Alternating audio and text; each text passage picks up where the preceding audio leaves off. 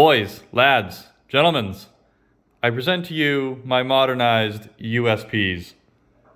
This gun is arguably the single most tested and reliable pistol ever created by the world's militaries. This thing has gone through the ringer. You've heard tons of stories about the Mark 23. This is basically the baby Mark 23. That specifically being the baby Mark 23, it uses the same magazines and stuff. For some reason, they screwed up a little bit with this magazine, but we'll talk about that in a minute. These are probably my favorite 45 ACP pistols among them. There's some tied ones that are coming out now, recently, but for the last 40 years, these things have reigned supreme over even the 1911, and they are just unbelievably reliable, proven.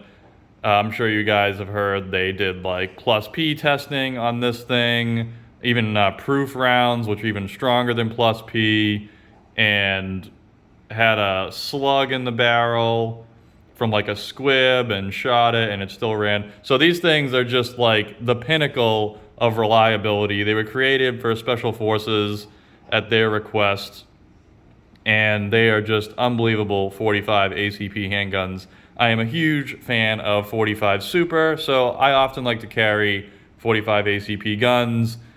This being one of my everyday carry guns at the moment. This is also pretty good, but I was carrying this, but then there's a problem with the safety, so we're going to talk about that in 1 second too. But anyway, this is one of my carry guns. They have a custom Cerakote done, obviously. I absolutely love this thing. This is a pretty unique gun, which I Cerakoted, which is a sin to some HK guys, but as you can see, it says USP 45 CT. It got coined the counter-terrorist gun. This was a special operations gun created for them, by them, and it's been carried by many special forces in high-profile missions. And I believe one of these was actually in on one of the raids on Osama bin Laden as well. So this is a pretty sweet gun. This being its bigger brother, this is the normal USP. This is actually the USP Sport. What the USP Sport means is it has the basically the competition trigger that you would have on the tactical, and then it does not have the target sights though, which is what I wanted because I was going to mill it for an RMR, which I did. And then I put the Picatinny rail attachment on there. This thing is pretty good. You don't want to put a laser on there, but as far as with a light, it's perfectly stable. You can see it kind of angles a little bit down. That's why you don't want a laser on this thing. It's not very effective because your laser is going to be all wonky. Plus, it can flex a little bit. You can see a little bit of flex. You'll notice I have the extended 24 round magazine in this thing. This is kind of cool. It's also basically a toy. This is not the most reliable thing in the world. I use them at the range, and that is about it. You have your normal paddle magazine release, which are generally meant to be hit by your trigger finger and not your thumb. I have larger hands, it's kind of hilarious. It's kind of a joke when I hear it, because so many gun tubers are I have large hands, but I don't know. I can reach this particular gun's magazine release without a problem with my firing grip. But it's actually meant to be hit with your trigger finger. So you have slide lock, and then just do that, hit it, and then you're ready to rock. And then they have the humongous slide release right here, which works impeccably at all times, which is awesome. It's much faster than coming over the top. And then as you saw, this is milled for an RMR. It's a little bit tricky. I have a plate in here, obviously because the RMR is hanging on the carry gun. And the carry gun is the carry gun because even though I technically like that one better, the safety is much smoother on this one, and I have not brought the other one to a gunsmith to have him smooth out the safety. But this safety is nice and positive, it clicks, it is easily sweepable, and it's not that hard for me to do it. Whereas this one, the safety, you can even hear that the click is much more pronounced, and you can see I just missed it just then. This safety is sometimes impossible to engage, and see, you see that? I don't know what's going on with the safety in this gun. It needs to be smoothed out or something. It came like this brand new from HK with this extremely, see, it does like that shit. Sometimes you gotta push so hard on it that you push past, because it's a decocker as well. See, I just had to adjust my grip. So it's very, very tight. I don't know why it's super tight. None of my other USPs have ever been that tight, but this thing is. I need to bring it to a gunsmith, like I said, have him smooth this out, lighten it up. I just haven't done it yet. But sometimes I'm pushing so hard, like right now I'm pushing pretty hard, and then I just went down below the detent to decock it, which is like that. So you don't obviously want to do that when you're planning to fire your gun. You don't want to pull it out and then do that and then accident, and then you're going to be expecting a single action trigger pull, but you have a double. So anyway, that's why I do not carry this one particularly at the moment. However, this is a much better gun than that, aside from it being a full-size gun. So if you want to carry a USP and you don't mind a full-size gun, this is the way to go. The reason why this is so much better is this. It's the magazine. This was a much better thought out and designed gun for people with maybe larger hands, or honestly, I think everybody would hold this gun and feel very comfortable with it in your hand. It fits like a glove. It's perfectly wide enough, and you get the proper double stack capacity of 12 plus 1. I mean, you could even go 13 plus 1. This actually will fit another round in there if you want to push it in, and you can get 13 in here, but it's supposed to be a 12, as you can see right there. But place this magazine right here. Place this magazine right here. You will see that they are almost the exact same size. This is the compact magazine. This is the full-size magazine. Compact extended magazine of 10 rounds. So we have a 10-round magazine next to a 12-round magazine, and they are almost identical. This is like a slight bit taller. The compact 10-round is a slight bit taller than the full-size 12-round. And you'll see that they're like geometrically like slightly different. You can see there's a stronger taper right here, and this one on the left, the 12-rounder, is just like marginally wider, barely enough to even notice a difference.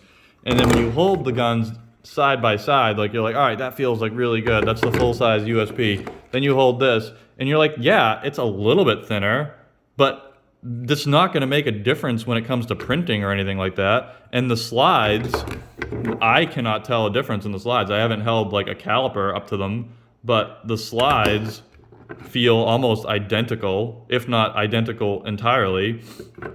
So there's no point in this grip being thinner. Absolutely no point whatsoever in the grip being thinner. You gain nothing, but you lose many rounds of capacity. So this thing could easily hold, if it was apples to apples, and this magazine right here was the same width as this one, the normal flush fit compact magazine would hold like 10 instead of this giant magazine holding 10. Instead, the flush fit holds 8, which I just think is just, that's too little. I mean, you go in 1911 style there, single stack magazine, and this is technically a double stack. As you can see, it tapers. So I don't know. There's just no excuse for HK to have done this, in my opinion. I think that they were just going with the hypothesis that their like special forces guys were like, oh, I just want something small and compact, and I don't want to like worry about the extra 2 rounds or whatever because I have my rifle and this is just a backup. So I don't know, maybe that was what they were thinking. Either way, I disagree with that thought process. I think that they should have stuck with the original USP Mark 23 size magazine. This grip is amazing, and this could have been improved significantly having made the grip like whatever it is, a 1/4 of an inch wider or less. So that's my gripe with the compact. Other than that, these guns handle amazing. The compact is like the perfect size gun, amazing. The texture is great here and here where you need it. This is not so great, but I mean, most of your grip is coming from the front and back anyway. The trigger guard is ginormous. The trigger I did swap out for the match trigger, which is what the Sport, the USP Sport comes with the match trigger already. You can see with the over travel stop, that's how you usually can tell if there's a match trigger kit in USP, because it'll have that over travel stop. And then the trigger itself, you'll see once you're in single action, it's way back there. You have a little bit of take up, and you can see it. It's like almost back to the, look at that. Look at that, how much travel you're going to have. Like that's the most travel you could possibly have is that little tiny bit. And then nice clean break. And then you're gonna cycle again. And then there's your reset. Your reset's actually super far out compared to where the brake is, because then you have to take it back, and now you're back at the wall. So you have that slack, which a lot of like striker fire guys these days are not a fan of, but that's just kind of an homage to the older style gun. Like back in the day, this was a pretty badass trigger, the match trigger. And then again, really crisp, really short break, and then you're good to go. The double action is pretty long, heavy, gritty, and I never use it. I only use it cocked and locked, which is why I don't carry it, because like I said, the safety is not treating me well on that one. This one, I put a match trigger kit in it, but when you put them in the compacts, they don't use the exact same trigger shoe. They don't have the total compatibility with the full-size match trigger kit, and they don't use, they don't make one specifically for the compact. You just use the full sizes components that will fit in the gun. So then you'll come back, you can see it's a little bit further than the other one, maybe just slightly a little further, and then very nice and crisp break, and then come back here. Long reset, you see it's pretty long. Then you're gonna come back to the wall again, same concept, but it's nice and light and crisp, so that's a good thing. Double action on this particular model, I do have more rounds through it, maybe that helps, I don't know, but this one is a little bit smoother. It's still super heavy though, and I wouldn't carry it in that condition. Especially with this one, has such a nice, crisp, beautiful safety, so this is the way I roll. Now, in my last video, or one before that, with the expensive 1911, the like $6,000, $7,000 1911, everyone flipped out about this light. You light brand recognition snobs, the same guys who still like Lock and they think Surefire is the only way to go. Guys, thank heavens I own an X300. Look, there it is. I have one. I never use it. It's on my FNX 45 Tactical for funsies, but I don't use this light because this light is way better. Guys, this light is a better light for any sort of use that I would have for it. Maybe if I was in active duty, military, something like that, and this thing is getting beat to shit constantly, maybe I wouldn't trust the Olight as much. But this light is brighter, it has a better attachment, the QD, I use it all the time. It's rechargeable, it has a better throw, the controls are better. Like this light it's smaller and lighter and cheaper. Like it's better in every conceivable way except for potentially the durability. And I've seen some durability testing on these lights and they performed pretty friggin' well. But I mean, I've had Olights plenty of times, and you get some lemons. Like Olight is, I can't even imagine, arguably saying that it's as reliable as a Surefire, but it's reliable enough that all of the other benefits are worth putting it on my guns over the Surefire. I hate the controls on the Surefire. The only thing that the controls are a little better at is possible NDs with your light, but as far as like brightness, size, weight, attachment method, throw, all that crap, this is a better light, and that's why you guys see it on my guns so much. So with all those Surefire snobs, and I'm sure the comments are like, I can't believe he put an O-light on a USP. That's why. That is why RMR, by far the most reliable optic I've ever used. It's the winner still. It will be for the future. Notice maybe the EOTech will be better.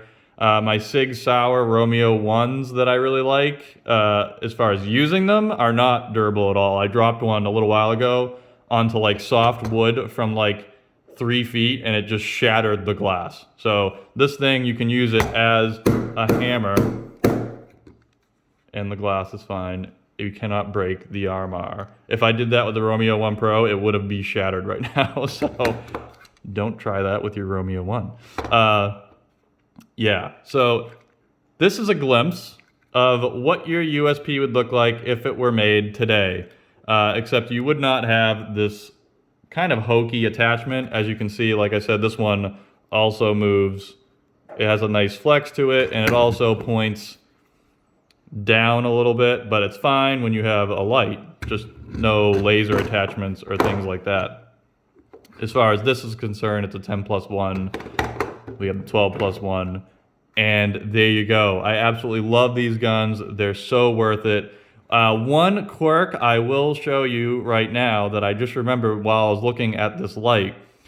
The trigger guards on the USPs are huge. They are huge due to the fact that they wanted lots of space for a gloved hand. Because obviously Special Forces was ordering this thing. It was supposed to be a badass pistol and that they could use it in all sorts of crap, like weather-wise and mud and all that crap. But anyway, gloves don't fit very well in like Glock trigger guards and other striker-fired trigger guards. Things can get pretty tight. As you can see, there's just an astronomical amount of room with a steeply curved trigger shoe and even this little guard that funnels your finger into the trigger no matter what, no matter how you grab it. You're not gonna like, you actually slope up like this. And no matter how you put your finger in here and pull, you're gonna go right into the middle of the trigger and you're good to go.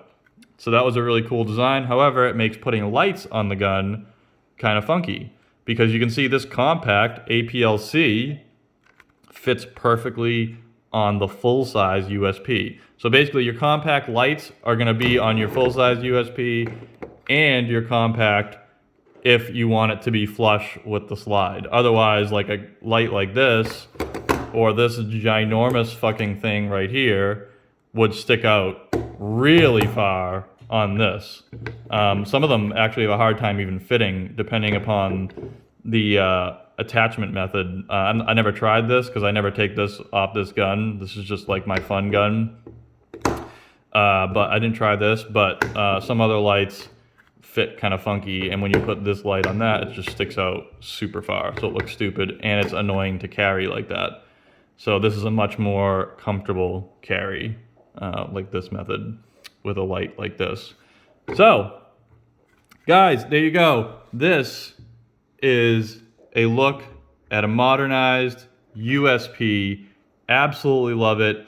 The only thing that can dethrone these things from my carry preferences would be the new XDM Elite in 45 or 10 millimeter. Both amazing. I am ordering one and I'm going to be trying that out. You saw in my very last video, you had the P10F 45 ACP.